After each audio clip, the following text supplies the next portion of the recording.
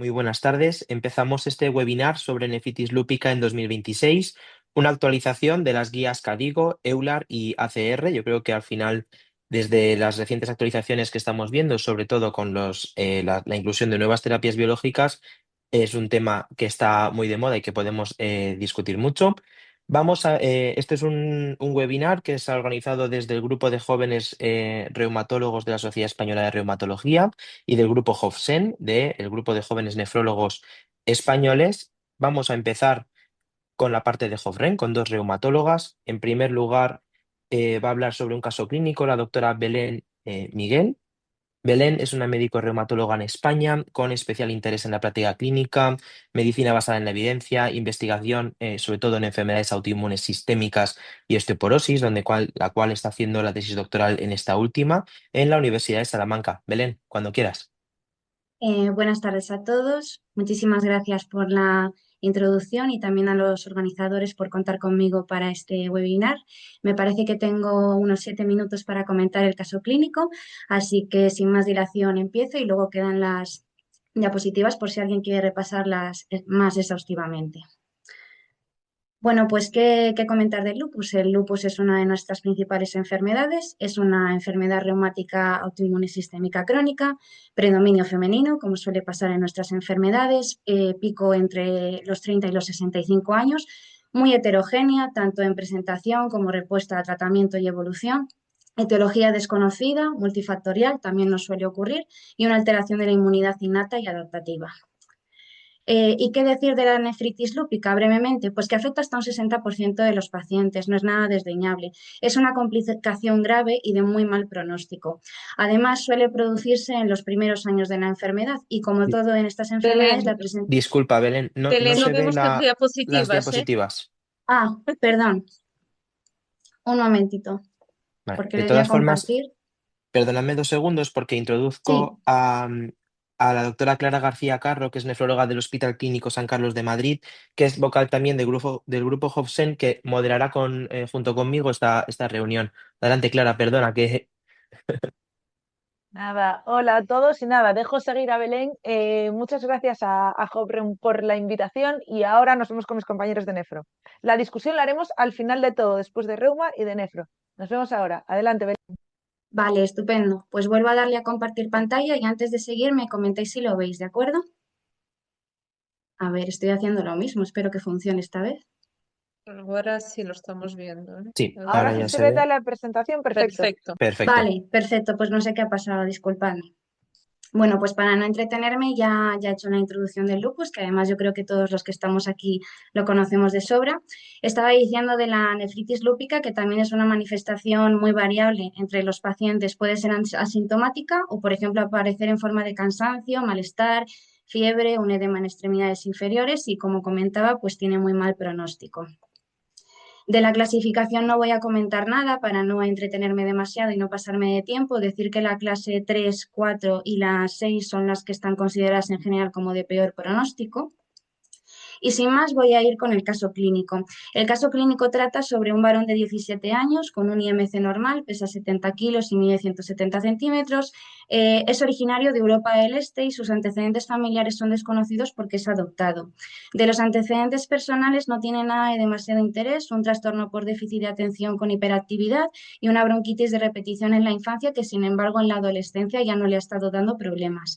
No tiene factores de riesgo cardiovascular ni tampoco ha sido sometido nunca a ninguna operación. En octubre de 2019, sin ningún desencadenante que se haya podido identificar, el paciente acudió a urgencias por fiebre, artralgias, mialgias, afectación cutánea de manera generalizada, dolor abdominal importante, adenopatías laterocervicales, axilares e inguinales, esplenomegalia y orinas turbias.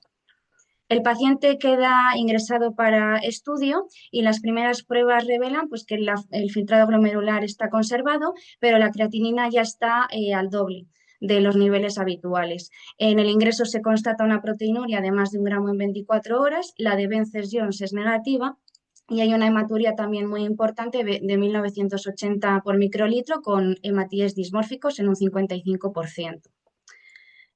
Pruebas importantes que nos va llegando, una autoinmunidad positiva en anticuerpos antinucleares, título de unos 640 de patrón homogéneo, y los anticuerpos anti-DNA de doble cadena en un título de 200 sobre 15 en nuestro laboratorio. El complemento, además, tanto en la parte C3 como en la C4 están consumidos. Otras pruebas que se le realizan en primera instancia al paciente revelan autoinmunidades negativas, no tenemos crioglobulinas, el tiroides, los estudios infecciosos, el ecocardiograma, la gastroscopia y la gamografía son normales, y la ecografía renal sí que es importante comentar que revela un riñón en herradura. Con todo esto, el paciente recibe el primer tratamiento, que consiste en bolos de metilprednisolona durante 3 días, pero en el periodo intermedio el paciente empeora con un pico febril, dolor abdominal y orinas turbias, y se decide por consenso realizar una biopsia renal. Y aquí es donde ya no tenemos ningún tipo de duda, aunque no había mucha. El paciente tiene una nefritis lúpica de clase 4. Ahí tenéis un poquito los hallazgos. La imagen es tomada prestada de la Sociedad Española de Nefrología, pero decir que el patrón de inmunofluorescencia era pues el full house. El índice de actividad, no voy a enumerar todos los componentes, aunque los he dejado para la curiosidad de los asistentes. El índice de actividad está en 9 sobre 24 y afortunadamente en este paciente el índice de cronicidad tenía una puntuación de 0, lo cual era un poquito mejor para el pronóstico de nuestro joven paciente. De tal manera que después de los bolos el paciente inicia una pauta descendente de prednisona a lo largo del siguiente año, llegando a poder mantenerse en 30 miligramos en 24 horas. También se le instaura micofenolato, hidroxicloroquina, enalapril y vitamina D una vez al mes. La clínica y resultados analíticos primeros ya los había presentado, y la evolución es que hay una mejoría clínica tanto de la proteinuria como del complemento, pero ya desde ahora, y porque seguramente generará curiosidad, los anticuerpos anti-DNA de doble cadena siempre van a estar elevados en el paciente. ¿Qué es lo que sucede más o menos un año después? Pues que el paciente tiene un nuevo brote en forma sobre todo de un aumento de la proteinuria a 2 gramos en 24 horas, y la decisión que se toma es intensificar el tratamiento a más o menos el doble de los principales medicamentos, tanto de prednisona, micofenolato como enalapril. Hay una escasa respuesta a pesar del aumento de la dosis, y en enero del 21 tenemos una proteinuria de más de 6 gramos en 24 horas, entre otros parámetros como por ejemplo ya consumo incluso del complemento. Está todo reflejado en el cuadrito. Por ello se decide instaurar la pauta Eurolupus de ciclofosfamida, 6 bolos de 500 miligramos y además otros nuevos bolos de metilprednisolona. El esquema se completa en marzo y hay normalización de algunos de los parámetros. Seguimos teniendo los anticuerpos de DNA de doble cadena muy positivos y la proteinuria mejora, pero no mucho. Así que, ¿qué hacemos ahora? Pues en junio de 2021 se decide empezar el tratamiento con rituximab. El rituximab se va a mantener aproximadamente a lo largo de 2 años, y la prednisona pues igual, inicia pauta descendente de manera progresiva. El rituximab se inicia cuando la proteinuria está más o menos 5 gramos cada 24 horas y el complemento en la fracción C3 no se ha recuperado del todo. En medio de todo, se decide iniciar terapia con tacrolimus, que oscila en dosis de 2 a 6 miligramos al día. El motivo principal es porque en varios controles analíticos los niveles son infraterapéuticos. Hubo dudas de que el paciente tuviera adherencia terapéutica adecuada y de hecho llevó finalmente a que se dejara de utilizar, pero eso lo comentamos después. ¿Por qué se inició? Porque en medio de la evolución con el rituximab, a pesar de que la proteinuria llega a estar por debajo de medio gramo, tiene algún repunte de 3 gramos. Y en medio de todo, porque nuestro problema no es solo la clínica, sino también la tolerancia de los pacientes, el paciente empieza a tolerar mal el micofenolato en el ámbito digestivo y lo tiene que suspender. De manera intermedia también es verdad que los parámetros van mejorando y la corticoterapia se logra suspender en marzo de 2023 y actualmente no se ha tenido que reiniciar. Y luego, en marzo de 2024 hasta la actualidad, se decide introducir el belimumab. Se suspende el rituximab porque parece que la respuesta es insuficiente, se pretende que no se reinicie la corticoterapia, tenemos la intolerancia digestiva al micofenolato y las dificultades con el tacrolimus. La proteinuria con el belimumab se llega a controlar hasta aproximadamente medio gramo en 24 horas, seguimos teniendo los anticuerpos anti-DNA de doble cadena, pero el paciente está más o menos estable de manera clínica. Y en enero de 2025, y hasta ya la actualidad, la última revisión que ha sido hace muy poquito tiempo, se consiguió reintroducir el ácido micofenólico por otro pequeño repunte de proteinuria hasta por encima de 1 gramo, que se ha controlado y actualmente el paciente pues tiene por debajo de medio gramo. No he comentado en este último ratito más parámetros de laboratorio porque estaban bien controlados en el paciente. Así pues, el tratamiento actual que sigue el paciente es la hidroxicloroquina, el ácido micofenólico, el belimumab, el enalapril y la vitamina D una vez al mes. Entonces, como la discusión va a ser luego al final, podemos comentar lo que queráis del caso y solo me queda dar las gracias de nuevo a todos y dar paso a mis compañeros para que continuemos con el webinar. Perfecto, pues muchas gracias Belén por ajustarte al tiempo. Ahora a continuación, otra vocal del grupo de jóvenes reumatólogos, la doctora Cristiana Sieiro Santos, que es una médica reumatóloga actualmente en etapa postdoctoral en la Universidad de Manchester, en Reino Unido. Adelante, Cristiana. Muchas gracias, Pablo. Y bueno, yo me uno a los agradecimientos, dar las gracias a la SED por permitirnos este foro y también, bueno, a Jobreum y a Jobcent, que es una colaboración que hemos iniciado y tenemos mucho gusto de seguir. Por favor, confirmar que veis mis diapositivas.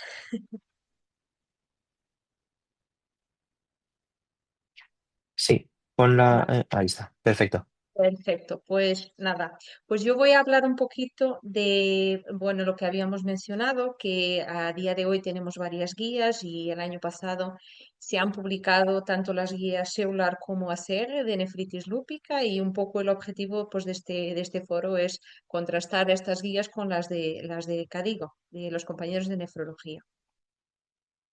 Bueno, ha hablado ya Belén, pero bueno, el lupus sabemos que es una enfermedad compleja, crónica y que puede afectar a prácticamente cualquier órgano y estas manifestaciones sistémicas pues realmente pueden tener un impacto muy importante no solo en la supervivencia y calidad de vida, pero también en el riesgo cardiovascular.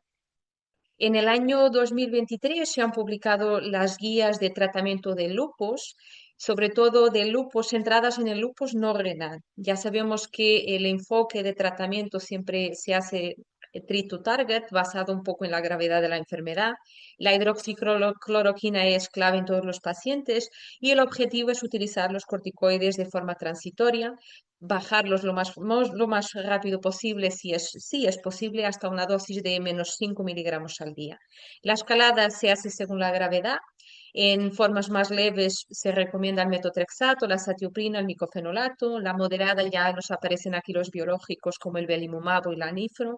Y para grave, la ciclofosfamida o el rituxi.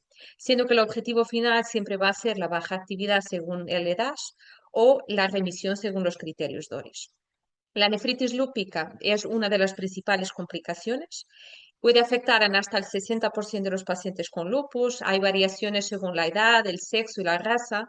Y aunque suele aparecer en los primeros 5 años, puede aparecer en cualquier momento de la enfermedad, siendo que la nefritis lúpica pues, es una causa mayor de morbimortalidad. Hasta el 60% de los pacientes puede llegar a una enfermedad renal crónica y el 20% puede llegar a una insuficiencia renal terminal. En las mismas recomendaciones que he nombrado también hay alguna cosa de nefritis lúpica. Decir que aquí siempre se empezaba, además que con la hidroxicloroquina, el tratamiento estándar con micofenolato o la ciclofosfamida a dosis bajas y los corticoides siempre empezando por pulsos, pero la idea es bajarlos hasta dosis orales más reducidas. Aquí ya nos hablan de la terapia combinada, de la que vamos a hablar seguramente, pero únicamente la destacan como algo a considerar. Esta standard of care con belimumab o con los inhibidores de calcineurina, sobre todo voclosporino, tacrolimus, y esto sobre todo porque se había visto que las tasas de respuesta completa solo con el tratamiento estándar eran muy bajitas, entre el 20 al 30% a los 1 a 2 años. También se había visto que belimumab tenía esta capacidad de reducir las recaídas y preservar el filtrado según el BLIS, y voclosporina también una reducción muy rápida de la proteinuria en rango no nefrótico. Así que en 2023, el micofenolato siempre como base de todos los casos de tratamiento.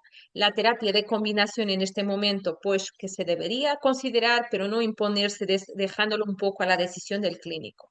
En caso de predominar una afectación renal pura, una proteinuria en rango nefrótico, hablaban de utilizar un inhibidor de calcinorina, preferentemente la voclosporina, y en caso de predominar una actividad más sistémica, con una alta actividad inmunológica, utilizar belimumab, también en caso de haber manifestaciones extrarrenales activas. Respecto al mantenimiento y la duración, hablaban de seguir el tratamiento al menos 3 años. Y respecto al mantenimiento, en caso de empezar con belimumab y micofenolato, seguir con él. Y en caso de empezar con ciclofosfamida, cambiarla a micofenolato azatioprina y si está con belimumab, pues seguir con el belimumab.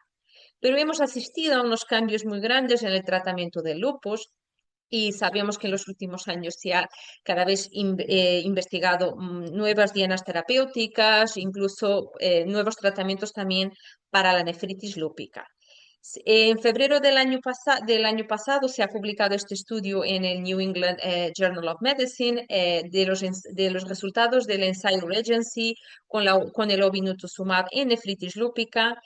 Veis ahí la foto del doctor Glaucom Flecken. Está ahí un vídeo estupendo puesto en redes sociales que luego podéis ver. Yo dejo la presentación donde lo explica infinitamente mejor que yo, pero este fue un ensayo fase 3 para pacientes con lupus y nefritis lúpica, clases 3-4 que estaban a tratamiento con micofenolato y glucocorticoides, y lo que se hizo fue un brazo recibió obinutusumab y el otro placebo. Se vio la respuesta renal completa a la semana 76 y efectivamente esta respuesta pues era más alta en el grupo de obinutusumab, que no voy a poner el vídeo, que está estupendo, pero bueno, lo dejo aquí. En 2025 se publicaron las nuevas recomendaciones de EULAR para el manejo de nefritis lúpica. Y aquí dejamos de hablar de terapia combinada como algo a tener en cuenta, sino como algo de lesión, ya sea la combinación de micofenolato con belimumab, inhibidores de calcineurina, y también introducían aquí, después de meses de publicar este estudio en el New England, el tratamiento con obinutusumab, dejando únicamente algunas alternativas, ya sea el micofenolato en monoterapia, aunque prácticamente no recomendado desde inicio, y la ciclofosfamida IV a dosis bajas según el esquema de Eurolupus. Dejaban claras medidas respecto al cribado renal y también a la biopsia renal. El tratamiento de base, un poco ya lo que sabemos, la hidroxicloroquina, los corticoides, intentar hacer un taper rápido y introducían aquí claramente las medidas de protección renal, algo que es muy conocido para los nefrólogos, pero que para los reumatólogos estamos empezando a tener más conocimiento, pero hasta muy poco no teníamos mucho. Respecto al tratamiento inmunosupresor, hablaban de la terapia combinada con belimumab, inhibidores de calcineurina o el obinutusumab y definían claros objetivos de tratamiento treat to target. La proteinuria tenía que disminuir más del 25% a los 3 meses, más del 50% a los 6 y a los 12 meses tenía que haber un acro por debajo de los 500 a 700 miligramos al día. Además, definían claras situaciones de especiales de alto riesgo de fracaso renal, filtrado bajo, semilunas, necrosis fibrinoide, inflamación intersticial grave, en cuyo caso recomendaban el uso de ciclofosfamida. Y también hablaban de cuándo considerar la rebiopsia. Así que si claramente comparamos las dos, vemos que si en 2023 se hablaba de una terapia combinada opcional y selectiva, en 2025 esta terapia ya era combinada, ya era recomendada para la mayoría de los pacientes. Introducían el obinutusumab en 2023, pues todavía no teníamos este estudio. Y respecto a la duración, hablaban de 3 años mínimo, con una retirada progresiva que podría realizarse después de obtener una respuesta sostenida. Además, definían claras circunstancias para hablar de alto riesgo renal y introducían aquí el tema de la protección renal. ACR, también publicadas las guías un poquito más tarde, pero en el año de 2025, se posicionaban a favor de la triple terapia. Triple terapia con micofenolato, corticoides y belimumab o voclosporina. Y también dejaban un régimen alternativo en caso de no haber respuesta. Este era uno de los esquemas, ya sabemos el inicio, pues como siempre, la hidroxicloroquina, los corticoides en pulsos, el micofenolato como base, intentar hacer un taper más rápido y la elección del tercer fármaco en función del perfil del paciente. Paciente con una actividad extrarrenal o un filtrado por debajo de 45, belimumab. Si había una proteinuria en rango nefrótico superior a los 3, un filtrado adecuado y una tensión arterial también adecuada, el inhibidor de la calcineurina. Si no había particulares factores de riesgo, pues tanto belimumab como el inhibidor de la calcineurina. Y también dejaban este esquema para la nefritis lúpica clase 5, siendo el punto clave de decisión la presencia de una proteína por encima de 1 gramo al día. En caso de no haber esta proteinuria, considerar el micofenolato, la azatioprina o los inhibidores de la calcineurina en función del contexto clínico. Y si hay una proteinuria por encima de 1 gramo, ya iniciar el inhibidor de la calcineurina. Claramente, muchas diferencias entre las dos. EULAR tiene un enfoque más trip to target, ACR un poquito más guiado por escenarios. El modelo terapéutico EULAR nos habla de una combinación precoz, mientras que ACR se posiciona hacia más una triple terapia. ACR, aunque se haya publicado después, no se posiciona claramente respecto al obinutuzumab, si habla de utilizar anti-CD20 en caso de no haber respuesta.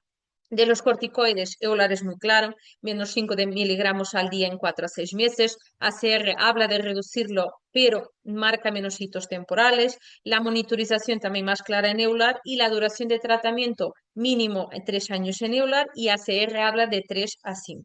La ciclofosfamida, según NIH, también para el alto riesgo renal y ambas guías se posicionan para el tema de la protección renal. Así que claros argumentos a favor de la terapia de combinación, ya que hemos visto que la respuesta renal puede solo llegar a 30%, entre 20 al 30, si tenemos un tratamiento estándar clásico. Y además tenemos varios ensayos pues, que apoyan la terapia de combinación. ¿Qué ha cambiado en 2025? Pues que venimos de un enfoque más clásico, un poco apoyado en esta idea de inducción y mantenimiento, empezar con esta monoterapia un poco más escalonada y actualmente pues estamos empezando a abordar la enfermedad renal crónica, perdón, la nefritis lúpica como una enfermedad renal prevenible en la que tenemos que utilizar una terapia de combinación de forma más precoz, intentar quitar los corticoides lo más rápido que podamos y tenemos claros objetivos de trip to target. Ya no es suficiente la monoterapia, la respuesta temprana pues tiene que alcanzarse entre los 3 a los 6 meses y la elección pues, puede ser un poco basada en el riesgo renal y también en el perfil clínico. Además, marcan claramente que hay que colaborar, reuma y nefro, pues tenemos que colaborar desde el principio.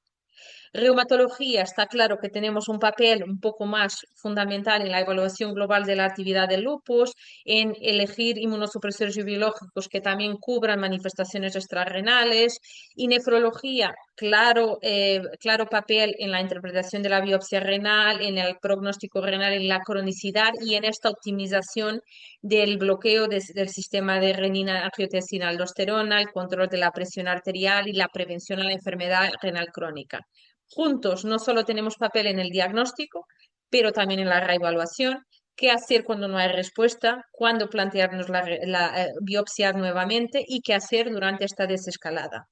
Así que aquí dejo el QR con la charla, si para los que nos está escuchando, si la queréis. Los mensajes para casa serían que la nefritis lúpica sigue siendo la principal causa de morbimortalidad y progresión a enfermedad renal crónica en el lupus. En 2025 se consolida un cambio de paradigma de la monoterapia a la terapia combinada precoz. Micofenolato es la base, los corticoides hay que minimizarlos cuanto antes. La respuesta temprana también es clave y también nos guía el manejo posterior. El tratamiento al mínimo 3 años. Y no hay una única estrategia, el manejo puede ser personalizado según el riesgo renal y el perfil clínico, y que el cuidado óptimo requiere la colaboración precoz y continuada entre nefrología y reumatología. Y si me dejáis un minuto más, deciros que ahora en el mes de marzo va a ser el Congreso Europeo de Lupus en Lisboa, que para los que nos estáis escuchando y hay un claro interés en lupus en general, no solo en nefritis lúpica, pero en lupus, no solo reumatólogos, pero nefrólogos o quien nos esté escuchando de otras especialidades, se ha creado un grupo joven de interés dentro de la Sociedad Europea de Lupus, Y vamos a hacer por primera vez un evento allí que la idea es un poco hacer una sesión de mentoría, de mentorización entre algunos mentores, veréis que también hay nefrólogos entre ellos y reumatólogos, para un poco apoyar a los jóvenes investigadores que tengan interés de hacer algún tipo de actividad o recibir algún tipo de mentoría personalizada. Así que nada, de mi parte ya está. Muchas gracias y estoy disponible para cualquier pregunta que tengáis al final. Gracias. Bueno, muchísimas gracias Belén, muchas gracias Cristiana por unas presentaciones excelentes. Recordar a todos los participantes que podéis enviar las dudas y preguntas a través del chat, las escribís, las leeremos al final de la presentación y ahora vamos con la parte de nefro.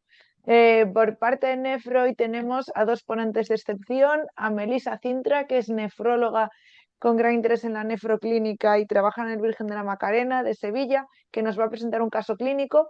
Además, ella es también vocal de la Hobson desde hace muchos años y trabajamos conjuntamente para que los jóvenes de nefro pues tengamos un poco de visibilidad en la sociedad, igual que hacéis vosotros los reumatólogos. Y después el resto de la exposición correrá a cargo de Marc Sipel, que es nefrólogo del Clínic de Barcelona y que es sin duda uno de los jóvenes nefro a día de hoy que más experiencia tiene en lupus, es un gran conocedor del papel de la rebiopsia renal. Y bueno, nada, chicos, os dejo a vosotros. Dudas en el chat y hablamos después de las presentaciones. Vale, buenas tardes, voy a compartir pantalla, ¿vale? ¿Lo veis? Sí, se ve, sí. Muy bien, pues buenas tardes. Primero de todo, muchísimas gracias por haberme invitado. Un placer estar con vosotros y empezar esta iniciativa de colaboración con Hofreum, que como ha dicho Clara, pues yo creo que de aquí van a salir muchas cosas interesantes más adelante. ¿Vale? Así que sin más dilución voy a empezar con un caso de nefritis lúpica también, al que he llamado cuando la histología cambia el rumbo. Bueno, se trata de una paciente, voy a empezar con el caso directamente, ya que mi compañera pues, ha hecho un poquito de introducción de lo que es el lupus, de la afectación de la nefritis lúpica. Es una chica joven de 23 años, natural de Nicaragua, que no tenía ningún antecedente de interés. Y viene a urgencias en mayo del 2022 porque llevaba unas 3 semanas en casa con una clínica un poquito inespecífica, con dolores, algo de artralgia, sobre todo las muñecas. Habla de que tenía edema facial, intermitente. Y sobre todo en los últimos días, que es el motivo por el que realmente la chica acude a urgencias, estaba con una sensación de opresión centrotorácica. Cuando llega a urgencias, lo que más llama la atención en la exploración es que la chica está muy hipertensa. Fijaros que tenía unas sistólicas de 18-19, ¿vale? Bueno, se le sacan las analíticas, se hace un electro y otra de las cosas que más nos llama la atención es que la chica tiene una elevación de las troponinas. De hecho, hace curva y llega hasta un pico de 200. Entonces, bueno, con estos resultados, una chica joven se contacta con cardiología y se le hace un VScan. En el VScan, ¿qué se ve? Que tiene una insuficiencia mitral moderada y además hay un derrame pericárdico leve. En las analíticas de urgencia tenemos una bisitopenia, que es de novo, con una anemia, una trombopenia leve, una creatinina de 1 miligramo de decilitro, coagulación normal, esa elevación de troponinas que ya hemos dicho, y una PCR tontona, más o menos en el límite, de 7, ¿vale? Pues con esto se consulta con cardiología y es donde finalmente ingresa a cargo de cardio, ¿vale? En cuanto a las analíticas, desde el 1 de mayo del 22 hasta el 23 de mayo, que es todo el periodo que dura el ingreso, mantiene esa bicitopenia con unas hemoglobinas en torno a 8-9, una trombopenia leve, se le hace un froti, que es compatible con una anemia carencial mixta, y mantiene una función renal, como veis en el gráfico inferior de la diapositiva, en torno a 1,2 miligramos de decilitro de creatinina. Pero si veis, el día 13 de mayo hace un repunte de creatinina con un fracaso renal, donde llega casi hasta 2 miligramos de decilitro. Y no es hasta ese día, el 13 de mayo, que se le pida la primera orina. En la orina que vemos, pues un sedimento activo con micromaturia, algo de leucocito, un cociente de proteína creatinina en orina en torno a 1 gramo y el día 16 se le saca la orina de 24 horas con casi 2,5 gramos de proteína.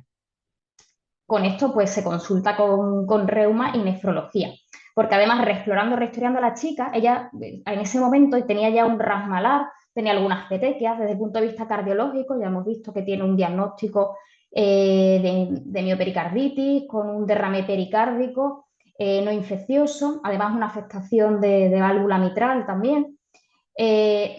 Rehistoriando también, no sé, no lo había referido al ingreso, pero sí que llevaba varias semanas con unas orinas espumosas y en la prueba de imagen destaca además una patosplenomegalia, unos riñones ecográficamente normales y estaba hipertensa. A nivel, desde el punto de vista de laboratorio, pues esa biscitopenia que ya hemos dicho, con una anemia normocítica, normocrómica que era de novo, una trombopenia leve, y sí que se nos pasó al ingreso, pero esta chica, si vamos a ver las analíticas basales de ella, tenía unas creatininas en torno a 0,4, 0,9, 0,5, o sea que realmente cuando ya vino, ya tenía un fracaso renal agudo que pasó desapercibido, ¿vale? Tenía un fracaso renal agudo código 2 y el día 13, como vimos que hace ese repunte hasta 2, hizo un código 3, un sedimento activo y una proteinuria subnefrótica. En el perfil inmunológico que se le saca en el ingreso, unos ANA positivos, unos 160 con un patrón citoplasmático. Si vamos a la siguiente diapositiva, aquí tenemos más detallada la autoinmunidad. Tiene unos anti-DNA a título muy alto, con una moderada positividad para antinucleosoma, antihistona, y de los GENA tenemos una débil positividad para los anti-SMID, RNP-U1 y los antirribosomales. Consumo de todo el complemento y el estudio antifosfolípidos fue negativo. Entonces, en mayo del 22 se hace diagnóstico de un debut de un lupus con afectación hematológica, cutánea, cardíaca y renal. Del resto de analíticas, destacar pues, que no había datos de hemólisis y que estaba dislipémica también. Entonces, aquí tenemos el gráfico con la evolución durante todo el ingreso de la creatinina, que es el mismo que os puse antes, en el lado izquierdo de la diapositiva.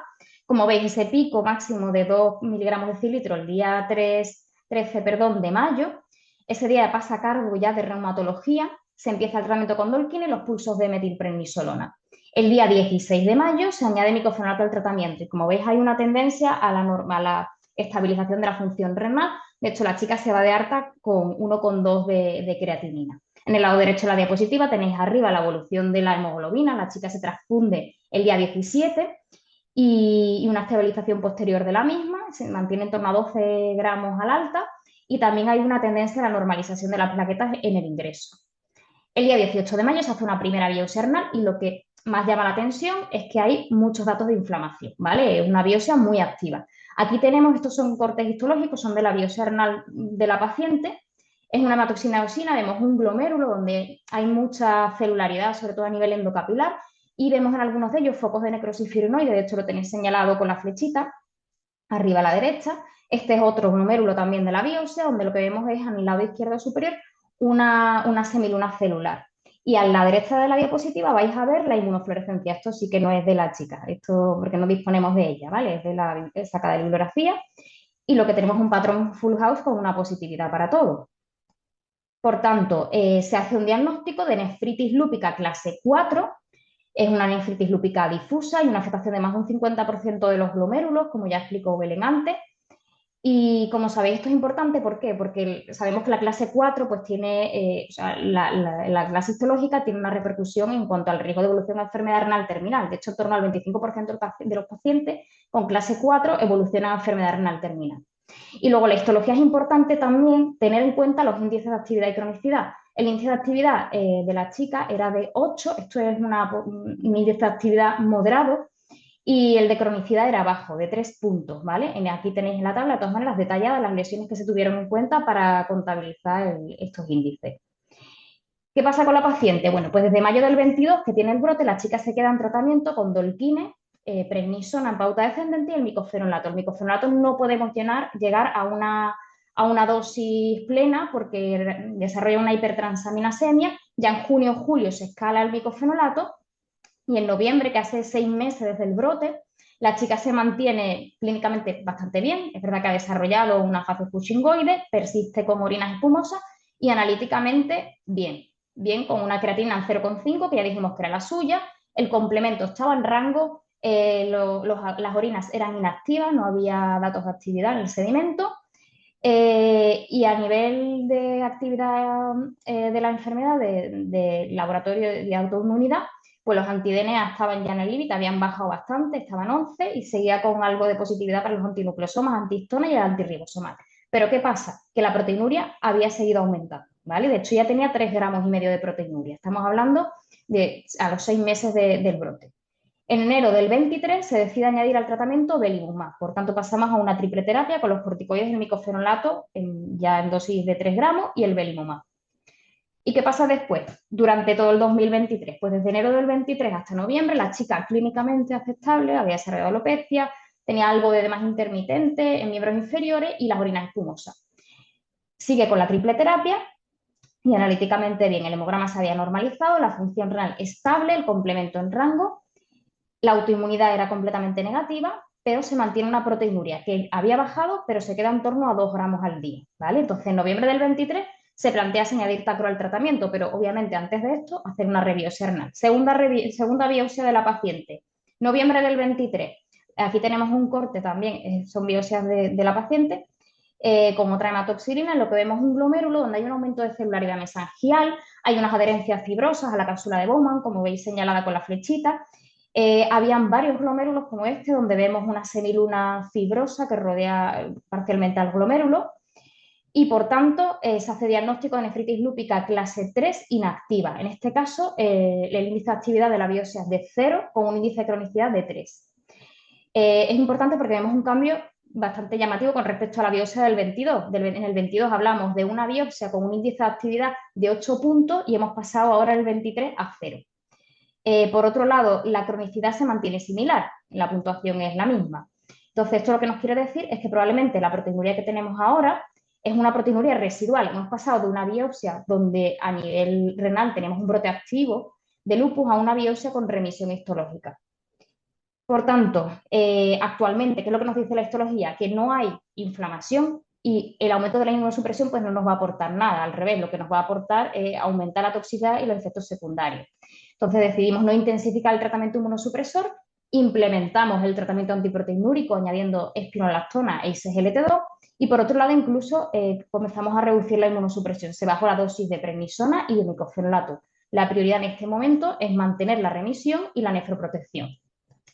A fecha actual, en las últimas analíticas, la última revisión de reuma y nefro a finales de año, la chica mantiene función renal normal, sedimento inactivo, autoinmunidad negativa y tiene una proteinuria residual de en torno a 1 gramo. Por tanto, las conclusiones de este caso es que es importante darle valor a la biopsia de repetición, a rebiopsiar, sobre todo para, pues, en muchos casos, diferenciar lo que es la actividad persistente a un daño crónico y residual. Esto nos permite evitar sobretratamiento y que nos orienta sobre el pronóstico y ya nos ha hecho cambiar el objetivo que teníamos en esta paciente, de plantearnos inicialmente poner más inmunosupresión a querer básicamente mantener esa estabilidad y preservar la función renal. Así que con esto termino el caso clínico. Como digo, muchas gracias por haberme invitado y cuando queráis pues damos paso a mi compañero. Gracias, Melissa. Marc, cuando quieras. Y repito, preguntas al chat que al final hacemos la discusión. Gracias. Muchas gracias. Voy a compartir pantalla.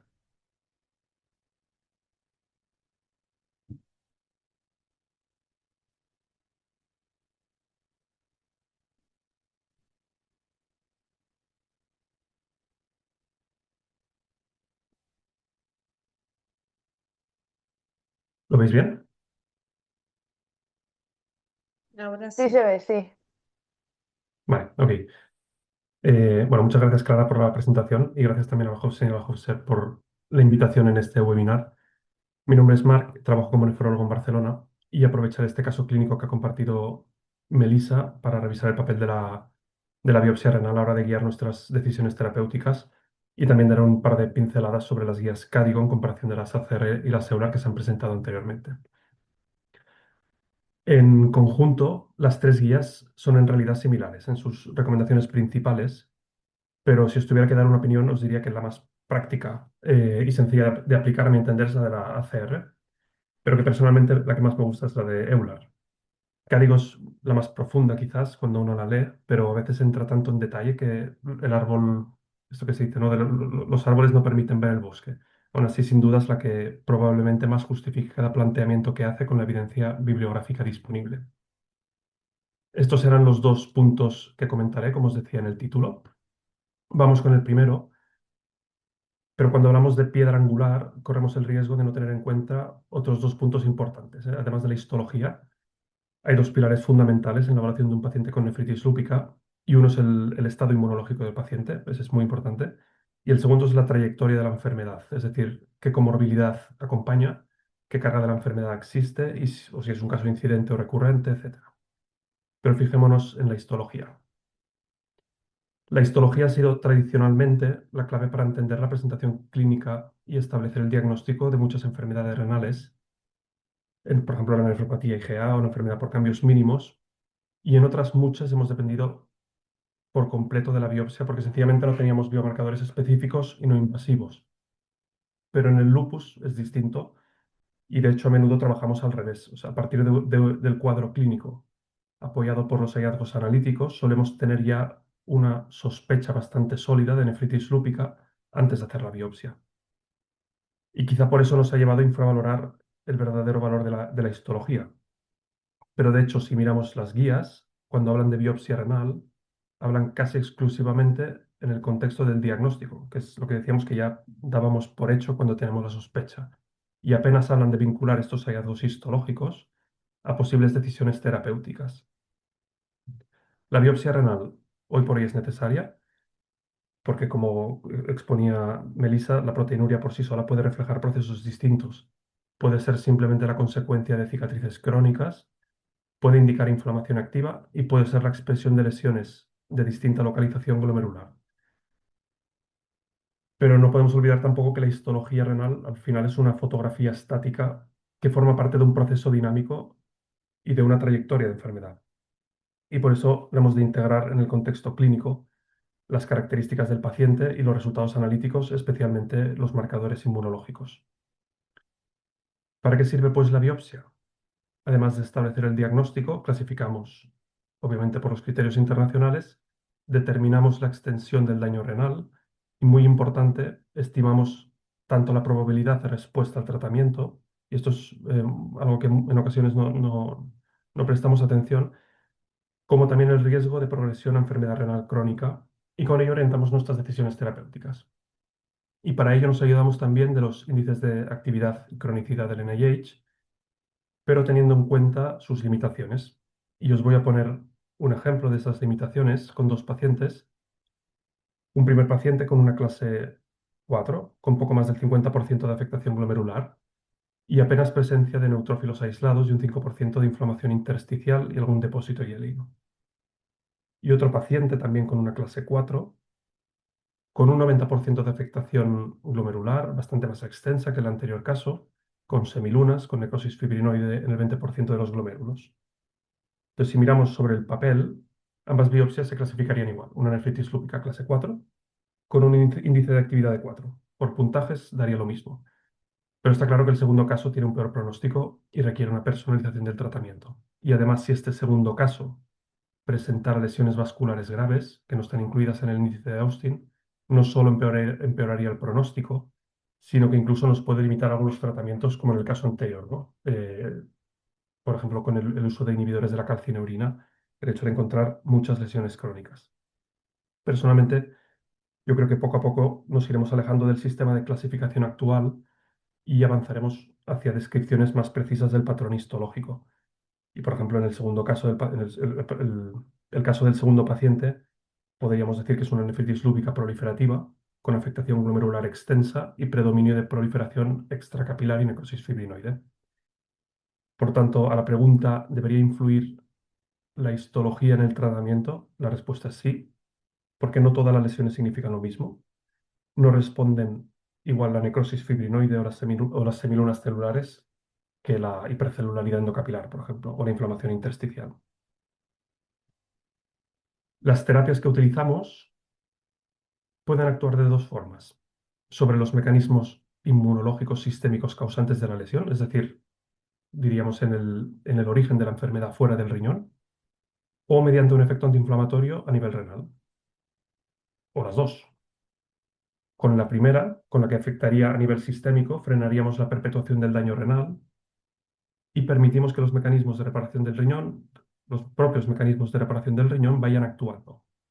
Y de hecho la mayoría de los biológicos, no todos, pero la mayoría, entrarían dentro de este grupo. No tienen un efecto antiinflamatorio renal directo. Digo directo, porque indirecto sí que existe, y esto daría para la discusión, pero en cambio controlan la autoinmunidad en su origen. Y el segundo grupo, además del efecto sobre la inmunidad, que también lo tienen sobreañadido un efecto renal antiinflamatorio directo. Y aquí están, por ejemplo, los glucocorticoides sobre las lesiones proliferativas, los inhibidores de calcinurina sobre las lesiones podocitarias, la ciclofosfamida sobre las semilunas celulares o los inhibidores del complemento sobre la activación intrarrenal. Al final, la tendencia, lo que estamos poco a poco en la práctica clínica instaurando, es que vamos avanzando a combinar ambos grupos de terapias como tratamiento inicial. Al fin y al cabo, estos mecanismos muestran que individualizar el tratamiento según los hallazgos histológicos no consiste solamente en identificar qué clase histológica tiene el paciente, sino entender dentro de la clase histológica qué lesiones están impulsadas principalmente por disfunción inmunológica sistémica y cuáles reflejan procesos renales locales que puedan beneficiarse de tratamientos específicos. Pasamos a la segunda parte y es ver qué puntos, antes se han comentado sobre todo la EULAR y la ACR, qué puntos difiere las CADIGO del resto de guías, ¿no? Lo que obviamente comparten no lo comentaré. En primer lugar, en relación al screening de nefropatía lúpica, las CADIGO, en comparación de hecho con las ACR, que explícitamente no lo incorporan y lo mencionan explícitamente en el texto, y en menor medida con EULAR, aunque no es tan taxativo en ese sentido, incorporan el factor étnico como elemento relevante. Quizás bueno, al final las ACR también son americanas, pero quizás por el hecho de precisamente ser de América, donde también hay el factor étnico es muy importante. Señalan que los pacientes de origen asiático, africano, caribeño e hispano deberían ser monitorizados de una forma especialmente estrecha. Y además, no solamente en el screening, sino que también consideran la variable racial en determinadas, o sea, la consideran importante en determinadas decisiones terapéuticas, particularmente a la hora de escoger entre micofenolato y ciclofosfamida. En segundo lugar, probablemente las CADIGO sean las guías que más avanzan hacia una estrategia terapéutica guiada por la histología. Esto quizás en orden pondría quizá las CADIGO como la que más avanza en ese sentido, la segunda la EULAR y la tercera las ACR. Aunque como el resto estructuran el tratamiento en función de la clase histológica, que esto lo tienen todas por igual, incluyen varios comentarios a lo largo del texto que invitan a tener en cuenta hallazgos histológicos específicos más allá de la simple clasificación, por ejemplo, de la proliferación extracapilar, etc. Y por último, subrayan la importancia de la microscopía electrónica en la evaluación de la biopsia renal, ya que permite precisar la localización de los depósitos inmunocomplejos o detectar, por ejemplo, la presencia de podocitopatía lúpica, aspectos que son realmente, o sea, que tienen alta relevancia clínica. De hecho, en el resto de las guías ni siquiera se menciona la microscopía electrónica. En cuanto al tratamiento inmunosupresor, las CADIGO mantienen la distinción clásica entre terapia inicial y terapia de mantenimiento, a diferencia de las ACR que claramente se aparta de este esquema al priorizar estrategias combinadas dirigidas a múltiples vías desde fases bien tempranas. Y aunque de forma menos explícita, también puede inferirse un cambio similar en las recomendaciones EULAR que se parecen más a lo que propone ACR que no CADIGO, que favoreciendo regímenes combinados y con ello difuminan en cierto sentido los límites tradicionales entre lo que sería la inducción y el mantenimiento. CADIGO en este sentido sí que mantiene un tratamiento de inducción y un tratamiento de mantenimiento. En la nefritis lúpica proliferativa, CADIGO es la única guía que contempla, de hecho, dentro de este esquema de inducción y mantenimiento, es la única guía que contempla la terapia dual con micofenolato o ciclofosfamida como opción de primera línea, además de la triple terapia. Es decir, contempla la triple terapia como primera línea, pero también como primera línea se puede considerar directamente la terapia dual. EULAR restringe la terapia dual a escenarios muy seleccionados o de última línea, mientras que ACR directamente la reserva para situaciones en que la triple terapia no está disponible o no se tolera. Por otra parte, CADIGO no incluye el esquema micofenolato o vinotuzumab como tratamiento inicial. De hecho, la única guía que lo incorpora en primera línea es EULAR. Esta diferencia probablemente debe interpretarse también en contexto temporal, como se ha señalado antes. Los resultados del REGENCY no estaban disponibles al momento de la publicación de CADIGO, y aunque sí lo estaban cuando se elaboró ACR, obinutuzumab no había recibido todavía la aprobación de la FDA. Y ellos específicamente se limitan a fármacos aprobados por la FDA. En CADIGO, obinutuzumab solo se contemplaría dentro del grupo de terapias anti-CD20 en el contexto de rescate, por así decir, pero no como primera línea, a diferencia de EULAR. Y finalmente, tanto CADIGO como ACR enfatizan la adaptación terapéutica en función del perfil clínico del paciente. Entonces, esto de adaptar en función del perfil clínico del paciente, aunque obviamente no se trata de un concepto nuevo, la disponibilidad de nuevos fármacos y el análisis post-hoc de los ensayos pivotales, principalmente de voclosporina y belimumab, y ahora en breves esperamos que habrán también análisis post-hoc de obinutuzumab, sí que han ido permitiendo comprender mejor las diferencias a la respuesta terapéutica entre los distintos perfiles de pacientes.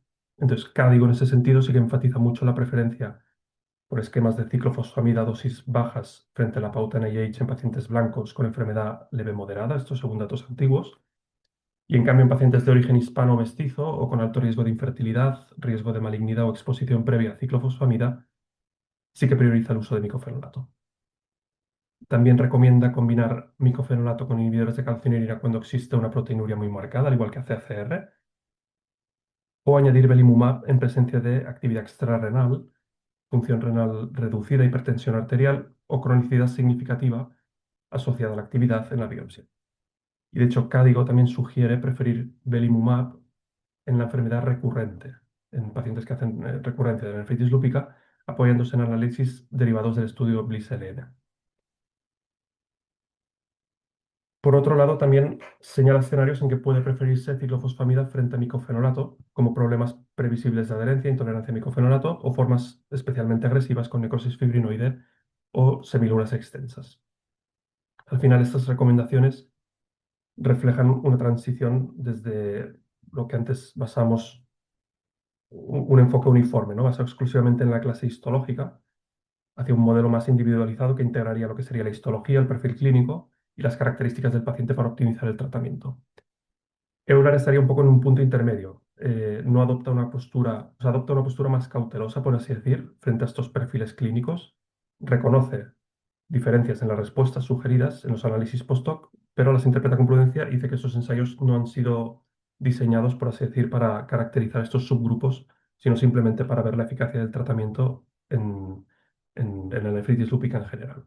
Por tanto, no se posiciona frente a estos perfiles clínicos. Cabe destacar una diferencia, a mí me parece la más relevante en relación con la nefritis lúpica membranosa, y es que Euler, por ejemplo, no distingue entre el tratamiento en las formas proliferativas de las no proliferativas en la membranosa. No es que no distinga, o sea, distingue las entidades, pero a la hora de plantear el tratamiento, no, al final pone todo en el mismo saco. Mientras que ACR y Cádigo sí que lo hacen. Sin embargo, la ACR sí que propone una terapia triple también en estos casos, mientras que Cádigo, en cambio, prioriza la inmunosupresión dual, por ejemplo, glucocorticoides micofenolato o glucocorticoides inhibidores de calcineuria como primera opción, y vincula de forma explícita la intensidad del tratamiento con la gravedad de la proteinuria. De hecho, también resulta llamativo que ni Euler ni ACR, sí que lo hace Cádigo, aborden específicamente la podocitopatía lúpica ni las clases 1 y 2, y en ese aspecto la única orientación disponible procede de las guías Cádigo. Finalmente, acabaré con un punto acerca de las diferencias que se contemplan en la biopsia renal repetida, y es que según Cádigo la biopsia repetida puede realizarse para orientar una decisión de continuar el tratamiento o retirar la inmunosupresión de mantenimiento en caso de sospecha de brote o en caso de enfermedad refractaria. Lo que no incorpora explícitamente, y aquí sí que sería a diferencia de Euler, es para la evaluación de la respuesta precoz al tratamiento. Es decir, una biopsia precoz, no tardía, no al final del tratamiento para retirar inmunosupresión, sino una biopsia al inicio del tratamiento, por ejemplo, al año. Y en ese sentido tiene sentido que esto se plantea aquí en las guías europeas, dado que principalmente es desde aquí donde se está impulsando el estudio RevioLoop. De hecho, Euler lo menciona explícitamente el estudio RevioLoop en las guías. Este estudio no evalúa la rebiopsia al final del tratamiento, en contra de lo que a veces erróneamente se plantea, sino que la evalúa la respuesta al año. Y según los resultados de la biopsia al año, el protocolo permite intensificar la terapia en aquellos pacientes que a los 12 meses persisten con un índice de actividad relevante, ¿no? Y se ha establecido esto con un cutoff de superior a 3, ¿vale? Entonces, comparando estos pacientes que se someten a la biopsia renal con los que no se realiza, el estudio permitirá ver si hay diferencias clínicamente relevantes en los resultados a largo plazo. Como conclusiones, simplemente reforzar la idea de que la histología es probablemente más útil para estimar la probabilidad de respuesta, el riesgo de enfermedad renal crónica y orientar decisiones terapéuticas que para el diagnóstico mismo. El diagnóstico realmente, pues cuando hacemos una biopsia, generalmente ya pensamos que hay una nefritis lúpica, que Cádigo, aunque también en otras guías, impulsa un enfoque más individualizado, integrando la histología, principalmente el perfil clínico y las características del paciente, y que la biopsia repetida gana protagonismo, tanto para evaluar la respuesta precoz como la tardía al tratamiento. Muchas gracias por vuestra atención y estaré encantado de responder cualquier duda o comentario que queráis hacer. Muchas gracias. Bueno, muchas gracias a todos. Bueno, unas presentaciones increíbles. Yo quiero empezar preguntando, quiero abrir un melón en la discusión, que me conteste quien tenga ganas. No lo quiero dirigir a nadie, pero tenemos aquí una amalgama de guías, cada una con sus recomendaciones. Tenemos estudios pivotales, tenemos estudios en vida real y lo que yo digo es cuando tenemos a un paciente delante, triple terapia de inicio, sí o no.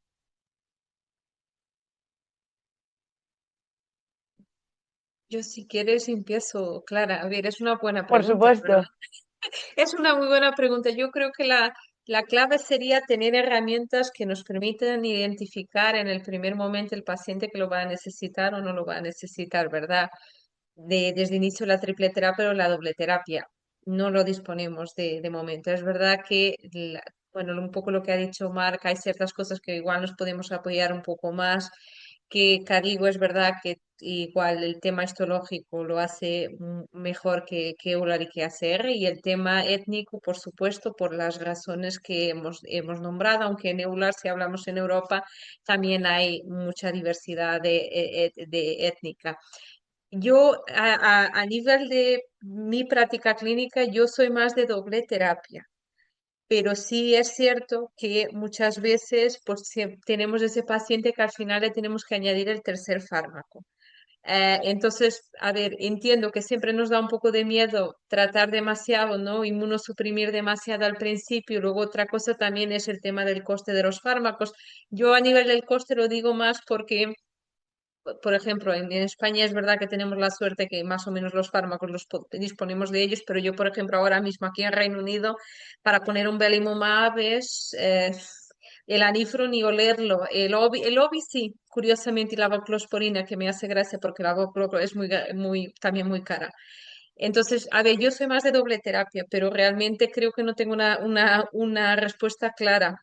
Me gustaría saber desde el principio el paciente que va a ir bien o va a ir mal, pero muchas veces creo que no dispongo de las herramientas adecuadas y sí que opto más por la doble terapia y añado el tercer fármaco si tengo que hacerlo.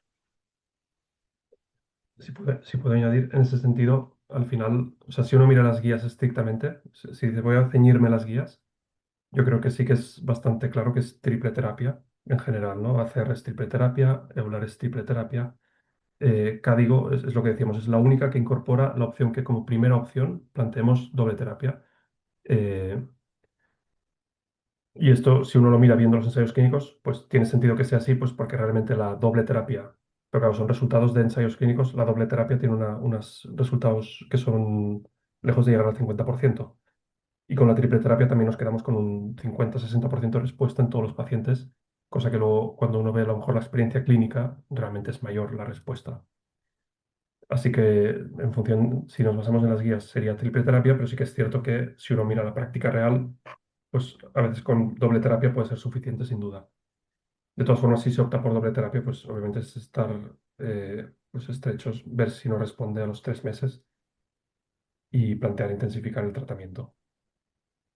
Aquí Muy bien. quizá es interesante lo que dicen las CADIGO, ¿no? Porque eh, en relación a las ACR americanas, que ya lo comentaste, Marc, lo de la etnia, porque en realidad también si nos basamos en los resultados que tenemos en España en nefritis lúpica, quizá no tenemos tanta nefritis lúpica que alcance la enfermedad renal crónica terminal y una nefritis lúpica tan agresiva porque no hay tanta población o afroamericana o latina, ¿no? Que creo que eso es algo importante, pero algo que tenemos que empezar a incorporar porque cada vez tenemos más de esa población y tenemos que saber tratarla, pero es algo muy interesante esto, el inicio y desde luego el tema de la etnia, que sin duda en lupus es importante. Bueno, Pablo, no sé si tienes más preguntas por ahí, creo que sí, ¿no? Pues sí, justo hay una pregunta de los asistentes. El doctor Juan Camilo Sarmiento bueno, os da la enhorabuena a todos, igual que os la doy yo. Y sí que pregunta que cuándo debemos considerar los ISGLT2 y cuándo los análogos del GLP-1, es decir, sobre todo para el control de la proteinuria. Esto creo que es más para nefro. Sí, yo creo que es más para nefro. A ver qué. Me Bueno, dice yo creo Clara. que los ISGLT2 ya es una terapia transversal de mucha de la globulopatía. Entonces, lo que ha estado limitado hasta ahora un poco es el acceso, que también ha dependido de cada comunidad autónoma, por lo menos en España. ISGLT2 yo creo que ya se lo estamos poniendo a todo el mundo. El AGLP, yo no sé, también depende de cada comunidad, pero los AGLP1 pues siguen con restricciones. A nosotros, por ejemplo, no es complicado ponerlo. Y el ISGLT2 pues ya han abierto la mano porque esto ya está es una cosa que es muy extensible y ya pues, ya digo, pues, un poco para todo. El que tenga proteinuria y como nefroprotección, ISGLT2, sin duda, si no tiene contraindicación y no ha tenido efectos adversos, pues Pues completamente. ¿Algo más que añadir, Marc, Clara, In- sobre in- alguna Incluso experiencia el con tema los... incluso el tema de los inhibidores de CGLT2, yo creo que va a llegar un tiempo, vamos a llegar a una etapa, espero yo, que se vayan a poner no solo por el tema renal, sino por el tema cardiovascular, y esto en muchas enfermedades autoinmunes sistémicas. O sea, ya sin meterme solo en el lupus, pero por ejemplo, se están viendo cada vez más, incluso en la esclerodermia, que tienen un efecto a nivel incluso de los fibroblastos y tienen alguna cosa que ver con el tema del riesgo cardiovascular y de la fibrosis y, o sea, tienen efectos buenísimos. Lo ideal sería, pues, no solo incluirlo en estudios y ensayos por tema renal, sino mirar incluso en varias enfermedades autoinmunes sistémicas el tema de los inhibidores de SGLT2, creo yo, pero sí, pero es verdad que no disponemos de estudios ni nada por el estilo. Igual también de los GLP-1 dentro de un futuro, cuando ya sean un poco más accesibles, también me encontramos alguna cosa. Yo creo que en todas las enfermedades autoinmunes casi seguro. Sí. Pues yo tengo un par de preguntas que sí que he estado mirando. Creo que no hay ninguna pregunta más en el chat. Quería aprovechar y creo que engancho un poco lo que ha dicho la doctora Belén, con lo que has dicho tú, Cristiana, porque ella ha presentado un caso clínico en el cual, a pesar de que mejora la paciente clínicamente, vemos que hay una persistencia de los DNA de doble cadena serológico. Entonces, entraríamos un poco en lo que sería un paciente clínicamente inactivo o en remisión, pero serológicamente activo. Y ahí entraría también un poco, y quería engancharlo con la pregunta, de cara a aquellos pacientes que igual no parece que al debut sea una nefritis lúpica, pero que sí que tengan algún factor pronóstico de que puede desarrollarlo, pues que pacientes que tengan mucho consumo de complemento, con los DNAs elevados, ahí nos justificaría de forma temprana intensificar tratamiento o qué haríais vosotros. Bueno, yo puedo comentar un poco, porque creo que ha salido a colación del caso de que el paciente mantiene constantemente anti-DNA de doble cadena por encima de 100. En este caso del paciente y también con lo que hemos estado revisando, pues al final la clínica nos sigue mandando en la mayoría de las actuaciones médicas. Hay controversia todavía de qué marcadores son mejores que otros, como ha comentado Marc también, hay veces que no tenemos ni siquiera pistas de cómo podemos actuar. Entonces es verdad que las pruebas se hacen a veces cuando tenemos sospecha de algo. No sabemos, por ejemplo, en este paciente si ya tenía esa inmunidad tan alta desde hace mucho tiempo y estaba avisando de que algo podía producirse y simplemente se ha quedado ahí latente porque tampoco tiene una fluctuación impresionante. Entonces, a lo mejor ahora es su nivel basal con el control que tienen. En este caso se ha guiado más el tratamiento muchas veces por el complemento, bueno, y sobre todo por el tema de la proteinuria y las manifestaciones clínicas. Entonces, pues la utilidad yo creo que depende un poco de correlacionar todo que nos pasa en todas las enfermedades. Y no sé qué más habías comentado, Pablo. Sí, en aquellos pacientes en los cuales igual debutan con una afectación cutánea, una afectación articular, pero sí que vemos factores de mal pronóstico, incluso de afectación renal, pues la positividad de los DNAs de doble cadena, el SM, que tengan más consumo de complemento, si en aquellos pacientes que puedan tener más inflamación sistémica, intentar justificar la intensificación de tratamiento para intentar prevenir lo que se hablaríamos del treat to target, ¿no? En el lupus. Yo sé que eso es complicado, pero quería conocer vuestra opinión.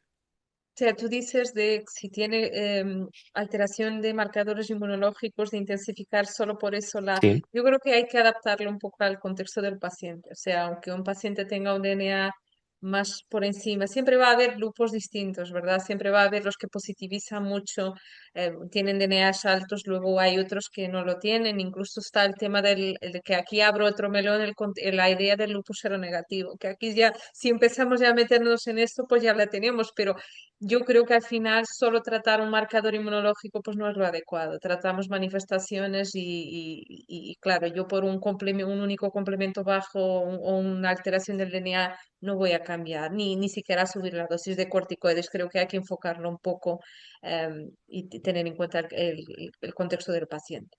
O sea, yo me imagino, por ejemplo, Belén, que en su caso empezó por el rituximab un poco también por las manifestaciones extrarrenales del paciente, más que, por ejemplo, por el belimumab. Claro, no nos metimos tanto en el tema del lupus y es cierto que a veces intentamos cuadrar un tratamiento que pueda cubrir varias. Y el grito pues nos va muy bien para articulaciones, el Beli quizás más para piel, ¿no? Y la nifro, bueno, todavía no tiene la indicación para riñón, pero bueno, para piel va muy bien, para otras igual un poquito menos. Entonces, claro, se trata de ajustar un poco en función al paciente que tenemos delante en la consulta. Sí, en este caso es que como el tiempo era limitado no ha entrado mucho, pero el paciente en el debut sí que tenía, por ejemplo, la clínica articular y es una de las cosas que le daba más problemas más o menos cuando se decide hacer el cambio, por ejemplo, justamente al rituximab. El belimumab en ese momento no había tanta experiencia al respecto, ahora pues las guías son mucho más claras y entonces efectivamente pues ese ha sido el motivo. Manera, Clara, creo que hay una pregunta en el chat, ¿puede ser? Ah, de Dale, bueno, todas Beli. Sí, maneras, pero quería que comentar, perdón. dinos, Melissa, sí, sí. No, No, que por ejemplo con el tema del consumo de complemento, que es verdad que a veces vemos, y Marc, yo que me imagino que tú te habrás encontrado también con esto, y es pacientes a lo mejor que no consumen complemento, pero por ejemplo en las clases 5 a veces te encuentras con pacientes con complemento estrictamente normal, ¿sabes? Entonces yo creo que es lo que están comentando Belén y Cristiana, al final es un sumatorio de todo, ¿no? Pero que, hombre, si ves una anti-DNA que se negativiza un complemento normal, pues muchas veces te da una cierta tranquilidad, pero que no te excluye el que el paciente pueda tener una actividad. claro.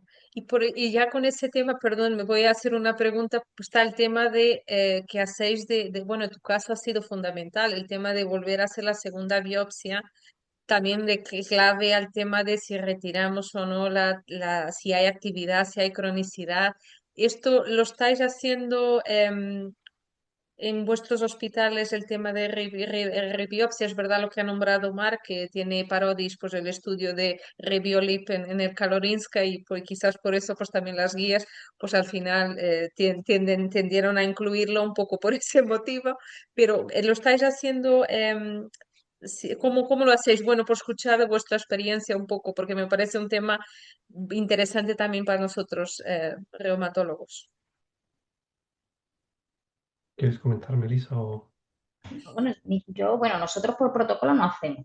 En cuando no cuadra, cuando no te cuadra la evolución con como debería haber evolucionado la enfermedad con la inmunosupresión, pues sí, sobre todo pues, en la gente joven. Yo creo que en gente joven tenemos, cada vez hay más tendencia a rebiopsiar. A lo mejor hace 5 años no, pero de hace 10 5 años para acá, yo creo que es fundamental. Y a la hora de retirar la inmunosupresión, es verdad que no se hace de rutina, pero yo creo que quizás no teníamos que ir replanteando Bueno. porque Sí, son pues pacientes con mucha expectativa de vida, que probablemente tengan más brotes, que tienen una carga de inmunosupresión muy importante con efectos secundarios que sabemos que van a tener a medio y largo plazo. Entonces yo creo que tenemos que cambiar un poco el chip, ¿no? mm, nosotros quizás sí que hacemos una rebiopsia y en ese sentido, o sea, en nuestro centro, y que lo lideró Gemma Lledó, se publicó la experiencia que teníamos.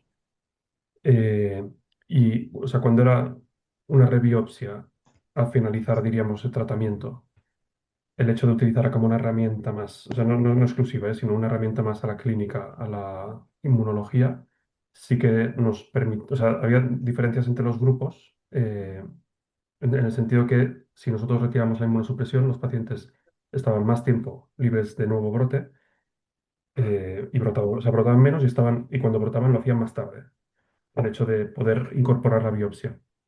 Pero sí que es cierto que últimamente quizás no se me da la sensación que estamos biopsiando menos, pero también porque creo que estamos retirando menos la inmunosupresión. O sea, la estamos manteniendo más tiempo, más lento es su retirada.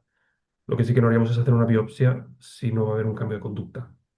Es decir, biopsiar por ver, no. Es biopsiar si con ese resultado yo decido hacer un cambio de conducta. Es decir, bajar el micofenato o retirarlo. Con respecto a la pregunta de antes, a la de si los marcadores te hacían cambiar la actitud, eh, creo que hay que individualizar, es claro, pero sí que es importante una cosa, no tanto para nefro, sino para reuma, y porque somos los jóvenes los que estamos aquí. No puede llegar a la consulta de nefro un paciente con una proteinuria de 5 gramos que tiene un lupus diagnosticado de hace 8 años y que es el primer análisis de orina que tiene. Por Sí, favor, sí. reumatólogos jóvenes, por favor, hay que pedir orinas porque el paciente Eso, puede tener una función renal normal y que lo único que nos dé la clave de que está empezando a ya. tener afectación renal es la orina. Entonces, antes que volvernos locos con cosas hiper mega sofisticadas, una tira de orina te orienta muchísimo. Ya. Hombre, eso es Solo clave. eso. Espero que lo de 8 años sea anecdótico, la verdad. Es una forma de hablar, pero se Sí. encuentran Ya, ya, cosas de que Ay, hay ay. seguimientos de ya. larguísima evolución sin Ya. orina Bueno, yo he y visto yo he visto un poco lo contrario, que es a veces llegan a reuma sin el Dolquine, y eso a veces pasa sí, mucho. también, sí, o sin pedir uno, o sin tener serologías. Sí, sí, Sí, sí, sí, sin sí, duda, sí, sin sí, duda, sí, sí. sin Yo duda. creo que de todas Eh, formas la gente joven pues tiene está cambiando un poco el chip, y yo creo que el tema de el manejo multidisciplinar yo creo que cada vez está Justo, más de yo creo que moda. cada vez colaboramos más y no el lupus es tuyo, el lupus es mío, no, el lupus es del paciente para su desgracia y lo manejamos entre todos, ¿no? O sea, sí. También, Creo que hay otra efectivamente. pregunta aquí del chat que nos hablan desde el Karolinska. Fabricio Espinosa del Karolinska nos da las felicidades a todos y pregunta sobre el primer caso. Si la función renal se mantuvo, ¿cómo es que se puede determinar si la proteinuria es residual o tiene un componente membranoso de novo? Esa es la primera pregunta. ¿Alguna otra explicación fuera del lupus que pueda explicar la agresiva actividad renal, diabetes, crioglobulinemia, etcétera?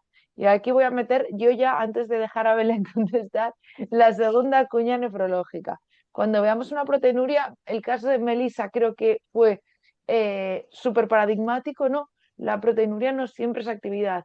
Están las Ujú. guías de la Glossen, que creo que si en algo están bien es en explicar esa parte en esa proteinuria que no siempre es actividad, hay que descartar actividad y siempre hay que pensar, el paciente está más gordo porque la obesidad es causa de proteinuria y el control de la tensión arterial de la presión muchas veces es el problema. Pero nada, Belén, ya te dejo. Vale, pues muy bien el apunte porque iba a meter yo los factores que tenía el paciente de justamente lo del empeoramiento. De la primera pregunta, lo de la proteinuria residual o los nuevos componentes, pues yo aquí he agradecido mucho la charla de la parte de nefrología, sobre todo con el tema de biopsia y rebiopsia, porque este paciente la problemática inicial que tenía era el riñón en herradura.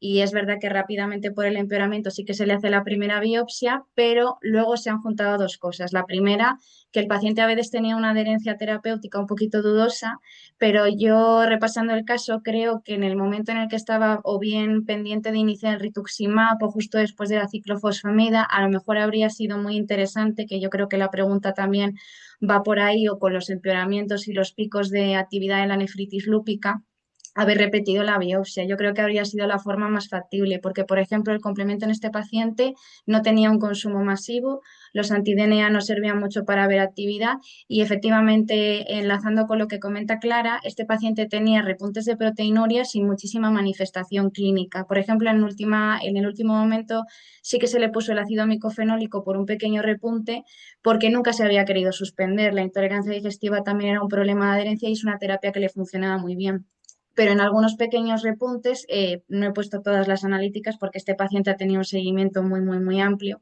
Sí que es verdad que no se consiguieron ampliarlo y se consideraron otros factores.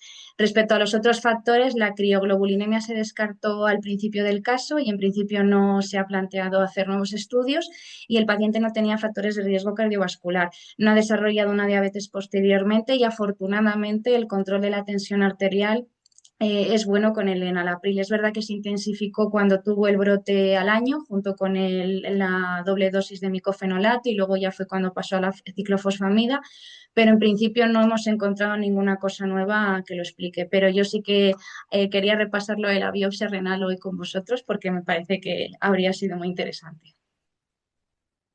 Muchas gracias. Muy Esto que bien, pues dinos, Marc. no, es una tontería, pero esto que comentabas del micofenolato que no lo toleró, o sea, lo toleró y lo dejó de tolerar, ¿no? En contexto de un repunte de proteinuria. Eh, Lo que sucedió fue que el micofenolato lo toleraba bien y empezó a decir que tenía molestias digestivas de tipo diarrea, despeño diarreico. Entonces se dio como 1 o 2 meses de margen y el paciente decía que menos, pero que continuaba, y ya ahí había empezado también a haber problema con algún otro tipo de adherencia, y entonces dijimos, en ese momento las analíticas no estaban muy mal, clínicamente estaba muy estable y se decidió la suspensión por ese motivo. Y luego, cuando había los repuntes y había pasado por más terapias, pues comentándolo con el paciente, se le explicaron también lo de las nuevas guías, las terapias combinadas y todo eso, porque, enlazando con lo que habéis dicho antes, también hay que ver qué quiere el paciente, porque los pacientes pues no se saben las guías y tomar medicamentos les cuesta mucho trabajo. Entonces, el reinicio es porque se pensaba que a lo mejor no era tan grave, se cambió de forma comercial y ahora lo tolera fenomenal, no ha vuelto a tener problemas. o sea, lo que me refería es que a veces, o sea, que esto es, que a veces lo pienso, ¿eh? Cuando están nefróticos y proteinurias muy altas y clínicamente están nefróticos, lo toleran peor. Entonces a veces toleran bien, suben proteínas, se ponen nefróticos y lo toleran mal porque al final tienen mucho tema intestinal, a veces incluso, y, y un Es tratamiento que que lo toleraban bien, lo dejan de tolerar, a ujú. lo mejor has de bajar la dosis, resuelves el síndrome nefrótico y vuelven a tolerarlo bien. Lo digo porque a veces les ponemos la etiqueta de no tolerar micofenolato y ya que no es, nunca más lo va a tolerar. Es a veces a lo mejor optimizar una situación que no, o los IECA, por ejemplo, ¿no? Que están muchas veces no toleran los IECA al inicio pues porque estén muy anémicos o por lo que sea. Y en cambio, sí que los toleran cuando llevan 6 meses de tratamiento, ¿no? Y están menos activos. Sí, es cierto. El tema de la afectación renal, incluso en el lupus, ya sin nombrar otras enfermedades, también es una cosa que hay que tenerlo en cuenta. Sí, el tema de la enteropatía y todo. Bueno, ya otra enfermedad, la esclerodermia, que también te da diarreas por sobrecrecimiento, está el paciente con el micofenolato y ahí está con su diarrea y no tiene nada que ver con el fármaco, efectivamente, vale. Es cierto.